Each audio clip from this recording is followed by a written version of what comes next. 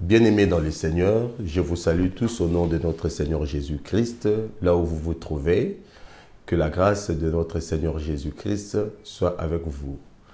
Aujourd'hui encore, comme dans les autres fois, nous avons l'opportunité de nous approcher de vous avec le nom de Jésus-Christ pour partager sa parole avec vous. Nous croyons fermement que quelqu'un sera béni à cause de cette parole. Sans plus tarder, je vous demanderai, ça sera un petit moment seulement de rafraîchissement. Nous allons vous prendre peut-être 20 minutes au maximum pour partager cette parole que le Seigneur a mis dans notre cœur. Si nous pouvons, là où nous nous trouvons, baisser nos têtes dans la prière pour remercier le Seigneur. Seigneur, notre Dieu, nous te disons merci pour ces moments. Tu as permis à ce que nous puissions nous accorder, Seigneur, avec ta parole pour la partager avec nos bien-aimés qui sont en train de nous suivre par cette vidéo. Permets à ce que le Saint-Esprit puisse prendre possession, contrôle de tout. Nous te prions, Seigneur, au nom de Jésus-Christ. Amen. Nous allons ouvrir nos Bibles dans le livre de Jean, chapitre 5, versets 1 à 9. Certainement, c'est une histoire que vous avez déjà lue et que vous avez peut-être entendu quelques prédicateurs parler dessus. Alors, je vais faire la lecture rapidement. Jean, chapitre 5, versets 1 à 9. Après cela, il y eut une fête des Juifs et Jésus monta à Jérusalem. Or, à Jérusalem, près de la porte des brebis, il y a une piscine qui s'appelle en hébreu Bethesda et qui a 5 portiques. Sous ces portiques étaient couchés une multitude de malades, d'aveugles, de boiteux, d'estropiés, des paralytiques qui attendaient les mouvements de l'eau. Car un ange descendait périodiquement, donc de temps en temps, dans la piscine et agitait l'eau. Et celui qui descendait le premier était guéri, quelle que soit sa maladie. Là se trouvait un homme, malade depuis 38 ans. Jésus le vit couché et sachant qu'il était là depuis longtemps, lui dit, « Veux-tu être guéri ?» Le malade lui répondit, « Seigneur, je n'ai personne pour me jeter dans la piscine quand l'eau est agitée. Et quand j'y vais, un autre descend avant moi. » Jésus lui dit, « Lève-toi, prends ton lit et marche. » Aussitôt, cet homme retrouva la santé et prit son lit et se mit à marcher. Amen. C'est un thème très important que nous voulons partager avec vous pendant quelques 15 minutes, 20 minutes, dans ce moment de rafraîchissement. La Bible dit qu'il y avait une fête à Jérusalem. Jésus est allé. Mais là, à Jérusalem, il y avait un endroit qu'on appelait en hébreu Bethesda. Vous savez, Jérusalem, ça veut aussi dire ville de paix. Mais vous allez remarquer une chose. Dans la ville de paix, le Seigneur a pourvu une maison de miséricorde. Tu ne peux pas prétendre, nous ne pouvons pas prétendre avoir la paix sans pour autant réserver une portion de miséricorde. La miséricorde, c'est quoi? Je donne un exemple rapidement pour avancer. La miséricorde, c'est quelqu'un qui a reçu le pardon, mais dont les conséquences de son péché est enlevée. Cette personne-là a reçu miséricorde. Alors, on dit qu'il y avait une piscine qu'on appelait en hébreu Bethesda, qui avait 5 portiques. Je ne suis pas en train de parler, de donner une prédication avec des révélations dessus pour démontrer que les 5 portiques pouvaient signifier les 5 ministères de la parole que le Seigneur a donné à l'Église. Mais ce qui retient mon attention dans cette lecture, c'est qu'on dit que c'est sous ces portiques, dans cet endroit-là, qu'étaient couchés un grand nombre de malades, des boiteux, des aveugles, des paralytiques, eux tous avec un seul objectif, être guéris. Je suis sûr que là où tu es, je suis sûr que là où vous vous trouvez, vous avez aussi un objectif. Nous avons aussi un même objectif. Que ce soit des riches ou des pauvres, nous avons un endroit où il n'y a pas de riches, il n'y a pas de pauvres. C'est-à-dire dans l'environnement où nous sommes dans des besoins, nous avons tous, entre guillemets, besoin d'une satisfaction donnée. Quand nous nous trouvons dans des problèmes, quand nous sommes malades par exemple, je donne un exemple qui est vraiment banal, terre à terre, les malades, peu importe, c'est lui qui a la malaria, c'est lui qui a le gastro, c'est lui qui a la tuberculose. Peu importe riche ou pauvre, nous nous retrouvons dans l'hôpital parce que nous avons besoin d'être guéris. Mais remarquez une chose, c'était ça l'endroit où on devait se trouver. Mais aujourd'hui, qu'est-ce que nous voyons? Beaucoup de gens qui se retrouvent dans des situations très difficiles, au lieu d'aller dans la maison des miséricordes, ils se disent « Oh, mais écoutez, on m'a déjà dit que je vais mourir dans 6 mois. Qu'est-ce que je peux faire encore de plus? Pourquoi je dois encore aller à l'église? Pourquoi il faut que j'aille encore chercher les hommes de Dieu pour qu'ils prient pour moi? Le médecin a déjà tranché, la vie, elle est courte. J'ai que 6 mois, laisse-moi aller dans le bar, laisse-moi aller dans le pub, laisse-moi aller dans tel endroit, dans tel autre endroit. Laisse-moi me vêtir, m'habiller comme je veux, en Gucci ou en Weston ou en quoi que ce soit. » Mais regardez ces gens. Ils ont compris que les lieux où il fallait être, c'était dans la maison de miséricorde. La maison de miséricorde, c'est la maison de Dieu. La maison de miséricorde, c'est la parole de Dieu. La maison de miséricorde, c'est l'église du Seigneur. C'est là que étaient rassemblés tous ceux qui avaient besoin d'être guéris. Alors il s'est fait que la guérison dans cet endroit-là venait, dans ce texte, on dit qu'il y avait un ange qui descendait de temps en temps. De temps en temps, un ange descendait et il agitait l'eau. Moi, je veux dire à quelqu'un cet après-midi ou ce soir, ce matin, l'heure, ça dépend de l'heure où vous vous trouvez, là où vous vous trouvez. Je vais vous dire quelque chose de très important. Vous savez, cette parole, elle est comme une piscine. Une piscine qui, quand nous sommes en train de proclamer, nous sommes en train de déclarer des choses concernant cette parole, c'est-à-dire nous sommes en train d'agiter l'eau. C'est comme ça que ça se passe dans les églises. Beaucoup de gens, quand ils sont dans des églises, ils attendent enfin que les cultes finissent. Après, je vais aller voir les GP. Que les cultes finissent. Après que j'aille voir mon frère là-bas pour aller au restaurant. Oh, mais ça prend beaucoup trop de temps. C'est vrai. Il y en a des églises aussi où ça prend beaucoup de temps. C'est 2 heures, il fallait que ça soit 2 heures. Peut-être 2h10, 2h30. Mais il y en a qui débordent quand même à 2 heures aussi. Qui peuvent faire 4 heures. Là, ce n'est pas bien. Mais ce qui est important, je voudrais dire à quelqu'un, à toi qui me suivez aujourd'hui, à vous qui me suivez, à toi qui me suis maintenant, ce qui est important, c'est que nous devons avoir cette oreille spirituelle pour comprendre que l'eau est agitée. Pour que ces gens comprennent que l'eau était agitée, ils devaient rester calmes et attentifs. Cette attention, nous l'avons perdue dans nos assemblées aujourd'hui. Cette attention, nous l'avons perdue quand nous sommes en train de lire la Bible. La Bible est devenue, j'allais dire, un livre comme n'importe quel livre d'histoire. Mais non, cette parole est puissante. Cette parole, c'est comme une épée qui est capable de séparer l'âme et l'esprit. Ça dépend de vous. Ça dépend de votre attention. Quand nous allons à l'église, quand nous entendons la parole de Dieu, c'est mieux pour nous que d'avoir l'attention. Comme ça, nous saurons quand est-ce que l'ange a agité l'eau. C'est comme ça qu'il y a des gens à l'église, ils sont calmes. Quand ils entendent quelque chose, ils répondent automatiquement Amen. En fait, le fait de dire Amen à l'église, ça veut dire que vous plongez dans l'eau. Il faut recevoir. La réceptibilité de la parole de Dieu, nous l'avons perdue. Je demande à toi qui me regarde, retrouve cette réceptibilité. Alléluia. Ces gens étaient calmes autour d'une piscine, autour de la parole de Dieu, et ils attendaient leur réma. Peut-être ce soir, ce que je suis en train de déclarer, c'est ton réma. Est-ce que tu es dans les dispositions de le recevoir?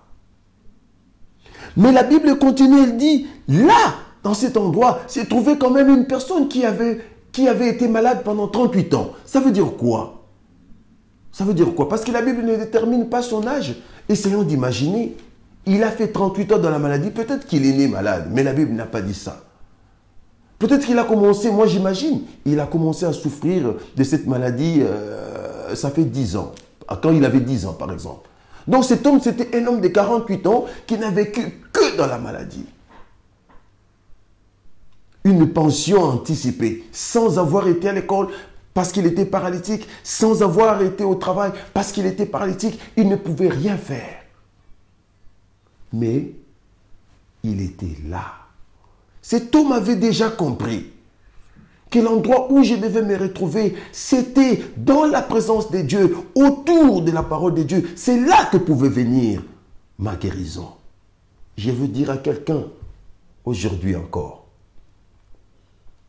toi qui avais perdu confiance, toi qui avais quitté les temples de Dieu, quand je parle de l'église, comprenez que je suis en train de parler de ton cœur. Je suis en train de parler de l'assemblée de Dieu. Là où il y a des saints qui se retrouvent pour partager la parole de Dieu, pour s'exhorter mutuellement, pour écouter la voix du Seigneur, pour le rendre gloire. C'est là que cet homme a choisi. Il n'a pas tenu compte de combien d'années il avait fait. 38 ans durant, il a vu que le seul endroit où devait être, c'était dans la maison des miséricordes. Je veux dire à quelqu'un, l'église, c'est la maison des miséricordes. Cette parole, elle est la maison des miséricordes. Mais un jour, cet homme qui avait été là depuis 38 ans, il entend quelqu'un à ses côtés. C'était le Seigneur qui était venu incognito, qui était venu dans l'anonymat total. Personne ne l'a reconnu. Et pourtant, c'est lui qui a envoyé l'ange agiter l'eau. Il est venu lui-même dans cette piscine pour s'occuper de ces cas particuliers. Je veux dire à quelqu'un qui me suit aujourd'hui, ton cas, c'est un cas particulier. Voilà pourquoi dans les églises que tu es allé, il n'y a pas eu de solution. Il fallait que le Seigneur vienne dans ta maison, comme il est allé dans la maison des Zachée aujourd'hui, pour t'apporter la bonne nouvelle. Le Seigneur dit à cet homme, veux-tu être guéri? Dieu savait que cet homme avait fait 38 ans. Mais écoute la réponse de cet homme. Il était expérimenté dans la maladie. Il dit, Seigneur, je n'ai personne. On lui dit, veux-tu être guéri? Il dit, je n'ai personne. Ça veut dire quoi? En d'autres termes, ça veut dire que son état était devenu tellement acceptable.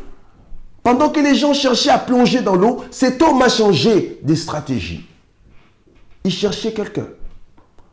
Il cherchait quelqu'un. Je suis sûr qu'il y avait des gens qui étaient malades et qui faisaient qu'une semaine parce que ils sont venus avec des gangsters. Ils ont peut-être séquestré la piscine. Eux, ils étaient guéris parce qu'il n'y avait personne qui pouvait plonger. Je suis sûr qu'il y avait des gens comme ça. Des gens qui avaient pris en otage une piscine. Ils étaient guéris pendant qu'ils sont tombés malades il y a 6 mois. Mais lui, il n'y avait plus rien. La Bible dit, il dit, je n'ai personne. Comment ça se fait-il? Un homme de 38 ans, il n'a personne. Est-ce que toute sa famille était tuée? Pourquoi cet homme se retrouve seul? Souvenez-vous, j'ai dit au début qu'on ne fait miséricorde qu'à quelqu'un qui a péché, dont il reçoit le pardon du péché. Et secondement, ou deuxièmement, il reçoit, on enlève maintenant les conséquences du péché. Donc cet homme, si nous lisons dans la Bible, après le Seigneur va lui dire, tes péchés te sont pardonnés. Donc la personne s'est trouvée dans la piscine, tout simplement parce qu'il avait commis quelque chose que la Bible n'a pas mentionné, certainement, quelque chose de grave. Et qui a fait que tout son entourage, personne n'était avec lui. Sa famille n'était pas là. Mais je veux dire à quelqu'un, peu importe les péchés que tu as commis, peu importe les erreurs que tu as faites dans le passé, peu importe ce que les gens peuvent dire de toi, peu importe vrai ou faux ce que les gens peuvent penser de toi, aujourd'hui dans ta maison, aujourd'hui devant ton poste de téléviseur, le Seigneur est venu. Devant l'écran de ton ordinateur, le Seigneur te dit, il est venu lui-même. Là où les pasteurs ont échoué, là où les évangélistes n'ont rien fait, là où les prophètes ont prophétisé sans succès, là où les apôtres ont bâti sans bien bâtir, le fondement est ébranlé, là où les docteurs ont mis des enseignements qui n'ont pas pu te sortir de cette situation, il est venu lui-même. Je suis venu t'annoncer une bonne nouvelle. C'est que pendant tous ces temps, le Seigneur observait. Il a attendu à ce que tu reçoives ta guérison à l'église, mais tu ne l'as pas eu parce que peut-être tu étais distrait. Mais il t'aime tellement, parce que la Bible dit, car Dieu a tellement aimé le monde. Tellement aimé le monde. C'était un amour rempli, débordé. Une coupe d'amour débordant qu'il a envoyé son Fils unique. Afin que quiconque, maintenant ça dépend de toi, il est venu, il te pose la question qu'il a posée à cet homme. Veux-tu recevoir la solution? Veux-tu avoir des enfants? Veux-tu avoir un travail? Veux-tu avoir des papiers? Veux-tu sortir de la prison où tu te trouves? Veux-tu être délivré? Cela dépend maintenant de toi. Écoutez maintenant cet homme, il dit, je n'ai personne. Oui, il avait aussi raison. Chacun s'occupait de sa malade personnelle.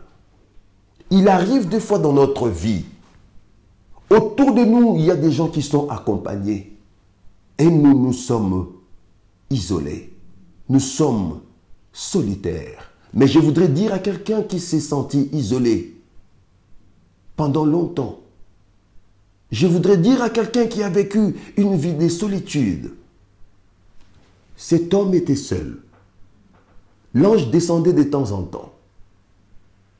Mais à cause de cette solitude, à cause de l'absence des gens autour de lui, le Seigneur est descendu lui-même. C'est ça la bonne nouvelle pour toi. Ta solitude doit prendre fin aujourd'hui. Quand nous allons finir, nous allons prier, ta solitude prendra fin. Parce que c'est lui qui t'a créé, il a dit dans sa parole, voici, je serai avec vous tous les jours jusqu'à la fin du temps. Tu n'es pas seul. Si tu es sans parents, parce que tu es orphelin, parce que tu ne peux pas les retrouver, parce que tout simplement ils sont morts, je suis venu te dire quelque chose. Il est le Père des orphelins, il est toujours là, il ne mourra jamais, il est mort une fois, il est ressuscité et il est allé s'asseoir à la droite du Père pour toi. Ce message est pour toi. La Bible dit que cet homme dit, je n'ai personne. Oui, toi aussi tu n'as personne.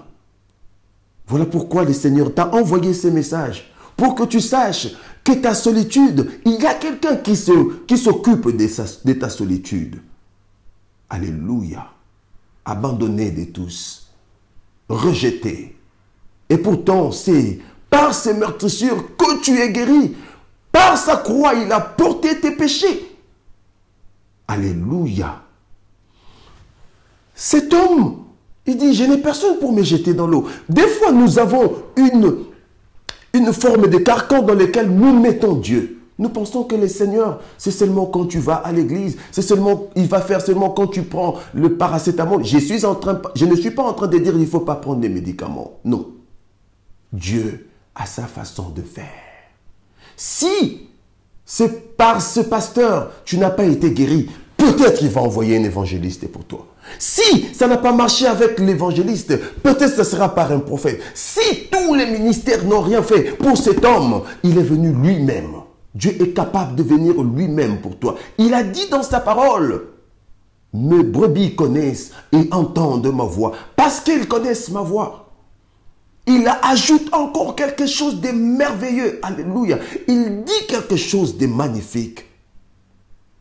Sur la montagne, quand j'en aurai 100 brebis et qu'une seule va se perdre, je laisserai 99, nakoti 99 à cause de la seule qui est perdue. Toi qui es perdu, le Seigneur est venu. Tu vois, il est venu chez toi à la maison. Il est venu te parler personnellement. Il est venu te récupérer. Parce que le lieu où tu dois te trouver, c'est dans sa présence. Parmi les enfants de Dieu, en train d'adorer, en train de célébrer, en train de vénérer ces dieux merveilleux. Je n'ai personne pour me jeter dans l'eau. Dans l'esprit de cet homme, il savait que sa guérison viendrait qu'en se jetant dans l'eau. Peut-être dans ton esprit, c'est comme ça. Tu attends, tu regardes les informations, tu cherches, tu fouilles dans les internets. Est-ce qu'il n'y a pas encore de vaccin pour le sida? Il n'y en a pas encore de vaccin pour Ebola. Il n'y en a pas encore de vaccin qui peut me sortir de cancer. Est-ce qu'il n'y en a pas? Il n'y en a pas de chimio qui peut me faire sortir de ces cancers qui me rongent les seins. Pour toi, tu attends ça. Mais il y a quelqu'un qui porte avec lui la charge de la rédemption, la charge du salut. Le salut, ce n'est pas seulement entrer au ciel. Le salut, c'est aussi celui qui était malade, qui soit guéri maintenant au nom de Jésus. Ça dépend de toi. Si tu crois à ce message, je te dis que tu seras guéri. Le Seigneur dit, oui, tu attendais un homme, parce que depuis longtemps, je savais qu'il n'y avait personne pour toi. C'est pourquoi je suis venu. Il est venu pour toi ce jour. À cet instant même que tu es en train de nous regarder, que vous êtes en train de nous regarder, il est venu peut-être pour toute votre famille. Pour vous délivrer de la sorcellerie, pour vous délivrer des malédictions que vous avez héritées de vos parents. Par ces meurtrissures, vous êtes guéris.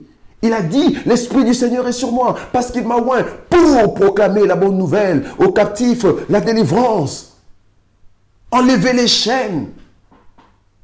Alléluia.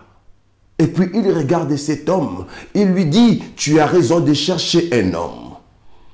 Parce que cet homme a essayé de ses propres forces. Il est écrit, il a dit, pendant que j'y vais, il y a déjà quelqu'un d'autre qui est là. Ne pleure pas.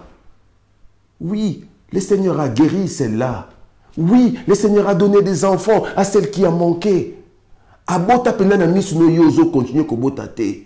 Ce n'est pas un problème. À partir d'aujourd'hui, sache qu'à tes côtés, il y a quelqu'un. Il est venu devant toi, devant ces postes téléviseurs. Il te demande, veux-tu être guéri? Veux-tu être délivré? Veux-tu avoir du travail? Veux-tu te marier? Veux-tu avoir des enfants? Il faut dire comme des Juifs, des Hébreux, Amen, je le veux. Qu'il me soit fait selon ta volonté. Le Seigneur, il dit ceci.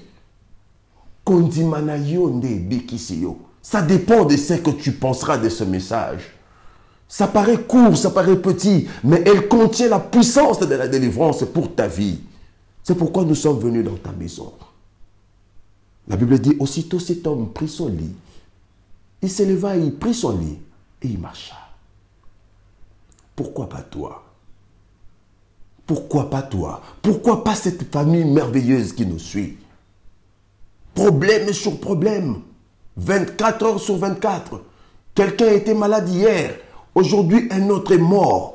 Pendant qu'on est en train d'attendre que celui-là meure, c'est quelqu'un qui était en santé qui est mort. Qu'est-ce que vous attendez pour revenir? L'endroit où vous devez vous retrouver, c'est dans la présence de Dieu, ainsi incarné par la piscine de Bethesda. Tu ne peux pas avoir de paix sans recevoir la miséricorde. Voilà le message que le Seigneur a mis dans notre cœur. Que le Seigneur te délivre. Amen. Que Jésus te sauve.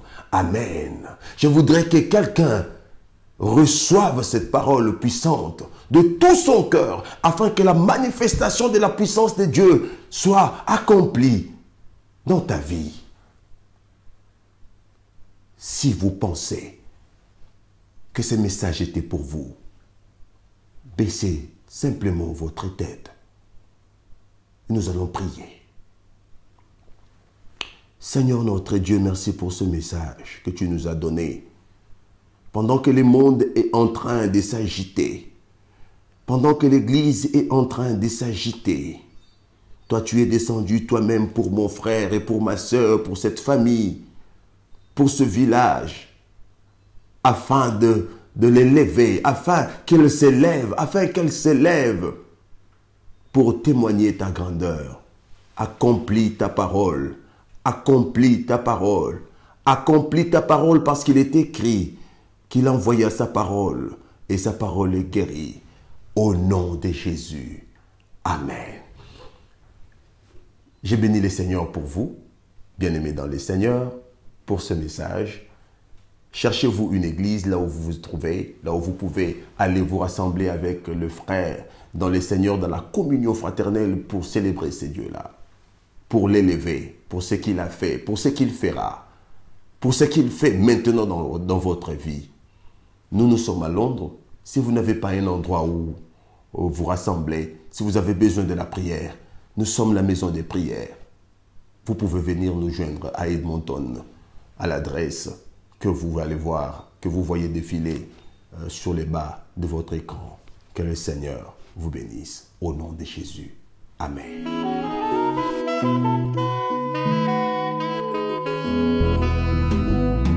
Yakalisusu yawe nakembora yo yakalisusu yawe